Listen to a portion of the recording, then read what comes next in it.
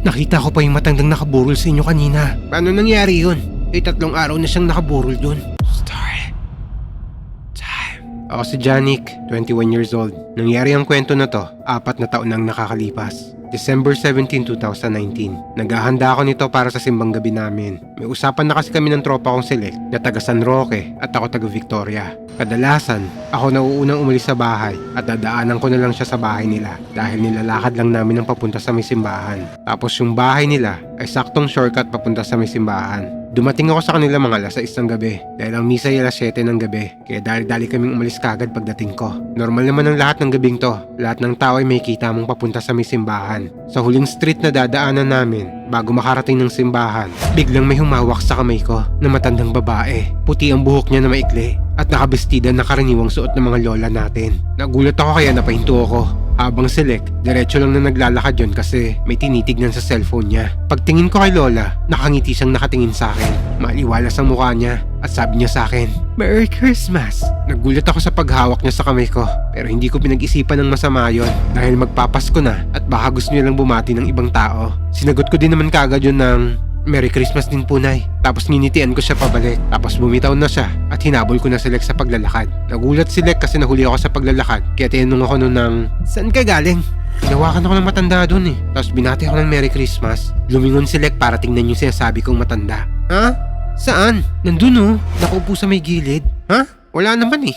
Tara na nga." Hanggang makarating na nga kami ng simbahan. Pagkatapos ng misa, dumaan ulit ako sa shortcut kung saan may humawak sa aking matanda. Noong mga oras na to, hindi ko nakasama si Lek kasi may pinuntahan pa siya kaya ako lang ang naglalakad mag-isa ng gabing to. Habang naglalakad ako, naalala ko si nanay na humawak sa akin at naisip ko na lang na baka kaya wala na siya doon kasi gabi na at mahamog na rin ng mga oras na to. Tapos habang naglalakad ako, naisip kong bumili muna sa tindahan kaya lumiko ako sa isang street. Tapos pagliko ko, napalingon ako sa isang tarpaulin ng burol. Nanlamig yung buong katawan ko sa nakita ko. Yung picture ng pumanaw sa tarpaulin, kamukha ng lola na humawak sa akin. Maikli na maputi ang buhok at pareho sila ng ngiti ng picture sa tarpaulin.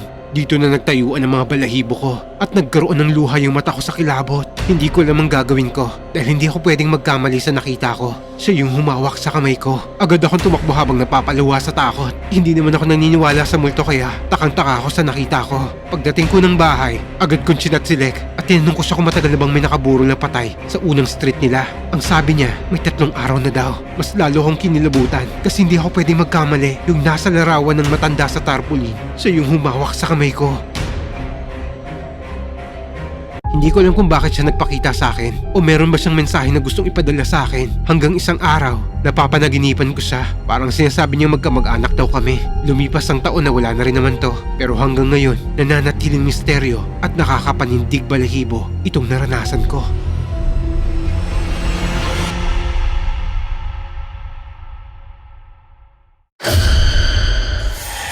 Sabi nila, hindi raw tayo dapat mag-ingay sa loob ng school pag ganitong oras na dahil baka may espiritu tayong magambala. Story time. Hindi ko nasasabihin ang pangalan ko pero nangyari ang kwentong to noong first year college ako, taong 2019. Tubong del Gallego, Camarines Sur nga pala ako. Noong October 2019, nagpa-practice kami ng cheer dance kasi malapit na yung intrams namin. Kalimitan 8 or 9 PM na yung call time namin dahil mga college students kami. At ito yung mga oras na halos tapos ng klase ng iba. Iba-iba yung lugar na pinagpa-practicean namin kasi minsan ginagamit yung plaza. At isa pa, ayaw din ng trainer namin doon kasi may kita nga daw yung mga steps namin ng mga kalaban namin. Kaya isang araw, sinubukan nilang magpaalam sa principal ng Del Gallego National High School na kung pwede sa school nila kami mag-practice. Pumayag naman yung principal nila. Ilang araw na kami nagpa-practice doon bago mangyari ito. Nang una okay pa naman ang lahat. Hanggang isang araw, sabi sa amin ng trainer namin ay mag-formation na kami kasi magna 9:30 PM na.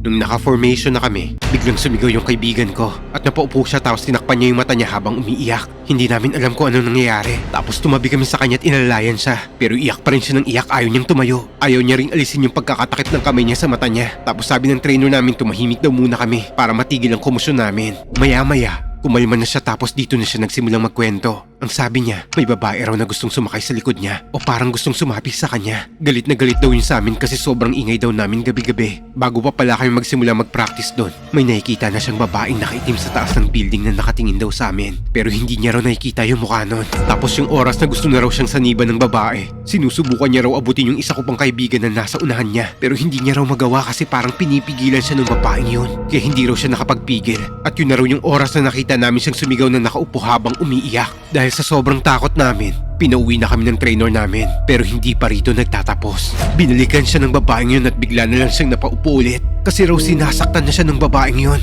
Hanggang iyak siya ng iyak tapos sorry siya ng sorry. Hindi na raw siya makagalaw kasi parang pinapalo siya. Ang ginawa namin, pinalibutan namin siya tapos dasal kami ng dasal hanggang unti-unti na siyang naging maayos. Sinamahan na rin namin siya pa uwi hanggang sa kanila. Dahil baka sundan at saktan siya ulit ng babaeng nagambala namin.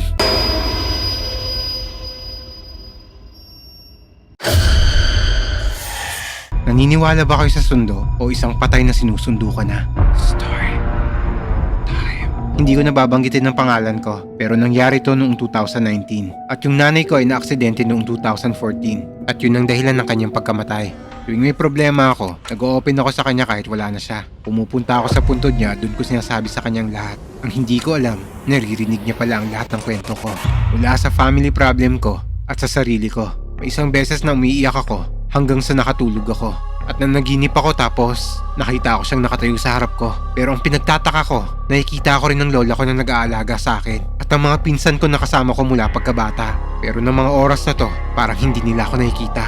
Hanggang nilapitan ako ng nanay ko at ang ngiti siya sa akin. Yung ngiti niya, hindi ko makakalimutan yon. Kasi yun yung huling ngiti niya sa akin bago siya ilibing. Pero nagtataka ako sa kilos ng lahat. Hanggang niyaya ako ng nanay ko na umalis. Habang naglalakad kami papunta sa madilim na parte, nauna siyang pumasok sa madilim na parteng yon. Tapos may sinasabi siya pero hindi ko siya nakikita ng mga oras na to. Naririnig ko lang yung boses niya. Ang sabi niya, "Tara na, dito ka na sa mami para di ka na nila apihin." Pero takang-taka pa rin ako ng mga oras na to. Tapos bigla siyang lumabas mula sa madilim na parte na yon. At nakangiti siya ulit sa akin. Tapos hinihila niya ako papunta sa madilim na parteng yon. Pero pinipigilan ko yon. Hanggang napalingon ako nung makita kong tinatawag ako ng lola ko sa pangalan ko. Tapos doon na naputol ng lahat at nagising ako. Paggising ko nakita ko yung mata ng lola ko na takot siya. Tinanong ko siya kung ano nangyari tapos sinabi niya sa akin na humina raw ang tibok ng puso ko. At sobrang lamig na daw ng katawan ko.